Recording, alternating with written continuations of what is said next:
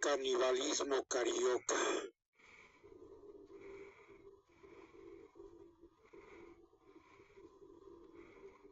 Canibalismo de dos tupinambas. Entre las tribus indígenas que vivían en Brasil en el momento del comienzo de la colonización portuguesa en el siglo XVI, los tupinambas se hicieron ampliamente conocidos por una característica peculiar: la antropofagia, es decir, el acto de comer carne humana, también conocida como canibalismo. Es seguro que los tupinambas no fueron los únicos que practicaban tal conducta, sino en la razón, sobre todo por las cuentas de algunos viajeros europeos que presenciaron los rituales de canibalismo de esta tribu. Su fama se extendió por todo el mundo. El relato principal escrito sobre el canibalismo de los tupinambas es hecho por el aventurero alemán Hans Stader,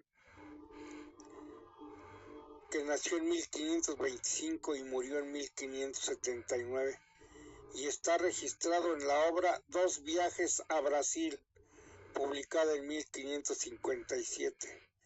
Esta historia circuló ampliamente entre los círculos literarios de Europa durante varias décadas, contribuyendo a la composición de un imaginario exótico llamado Nuevo Mundo. Otro europeo se dedicó a reflexionar sobre el canibalismo de los indios brasileños. Fue el filósofo francés Michel de Montaigne, nacido en 1533 y fallecido en 1592.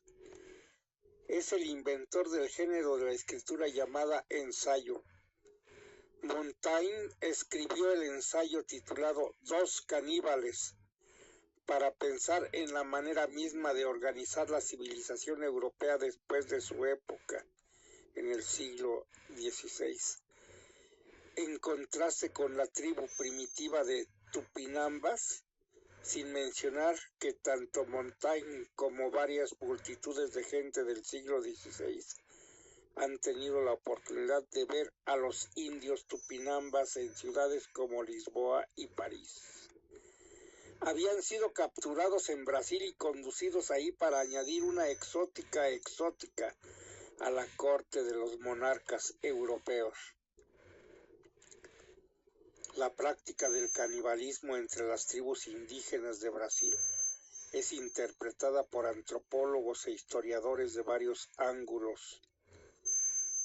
En primer lugar, hay que señalar que el canibalismo tupinamba se caracteriza como exocanibalismo, es decir, esta tribu no devoró a miembros de su propia comunidad, sino que buscó su comida en otras tribus rivales. Normalmente los hombres canibalizados eran guerreros capturados en batalla. Los cuerpos de estos rivales fueron comidos en ceremonias con la presencia de danza y otros elementos ritualistas. El canibalismo, en la mayoría de los casos, tenía algunos fundamentos míticos que lo legitimaban, tales como la necesidad de ahuyentar la violencia grupal de la comunidad a través del sacrificio de miembros desde fuera de ella. En la década de 1920, vale la pena añadir que el poeta, debatista y filósofo Oswald de Andrade, uno de los organizadores de la Semana del Arte Moderno en 1922, publicó el manifiesto Antropófago, uno de los textos básicos del modernismo artístico brasileño, en el que evocó la idea de los indios caníbales brasileños, dándole un significado estético que sirvió como marca de la capacidad de la cultura brasileña para absorber otras culturas y tradiciones e imprimir en ellas su propia marca. Fin de la historia. Gracias por su preferencia. Que ustedes la pasen excelente.